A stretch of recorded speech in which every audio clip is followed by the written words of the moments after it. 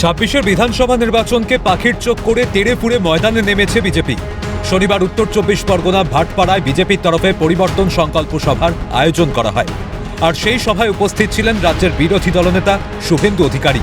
এছাড়াও ছিলেন বিজেপি নেতা অর্জুন সিং, শিলভদ্র দত্ত সহ পদ্ম শিবিরের অন্যান্য নেতা নেত্রীরা।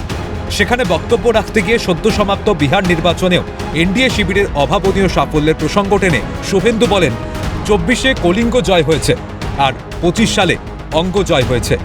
এবার জয় মা কালী বলে বঙ্গ জয় করতে হবে। 243টা আসনের মধ্যে 202টা আসন ডবল সেঞ্চুরি এনডিএ আজকে বিহার হয়ে গেছে। তাই 24-এ জয় জগন্নাথ কলিঙ্গ, 25-এ জয় সীতা মাইয়া কি জয় হয়ে গেছে অঙ্গ। আর এবারে মাতা কালী বলে বঙ্গ জিততে হবে।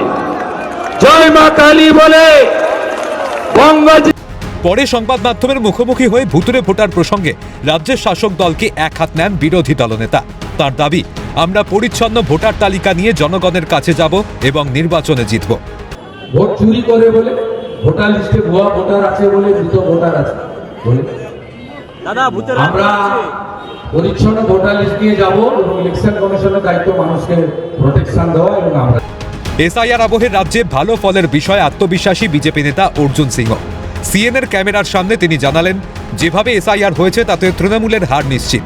যেভাবে এসআইআর হয়েছে, মরা ভোট যারা মারা গেছেন, যারা ডাবল ভোটার, প্রায় 58 লাখ ভোট বাদ হয়েছে। আমার যত ক্যালকুলেশন আছে 60 লাখ ভোট আরো বাদ হবে, 1,12,13 লাখ ভোট বাদ, যা এখন পর্যন্ত আমরা সূচনা পাচ্ছি। নিশ্চিতভাবে জেনে নিন কি পশ্চিমবাংলায় তৃণমূল সরকার থাকবে। দিন কয়েক আগেই বঙ্গ সফরে এসেছিলেন কেন্দ্রীয় স্বরাষ্ট্রমন্ত্রী অমিত শাহ। এই সফরে দলের রাজ্য নেতৃত্বদের সঙ্গে একাধিক বৈঠক করেছিলেন তিনি। আর শাহী সফরে দলের রাজ্য নেতৃত্বদের সঙ্গে আর শাহী বৈঠকের পরেই চাঙ্গা বঙ্গ বিজেপি।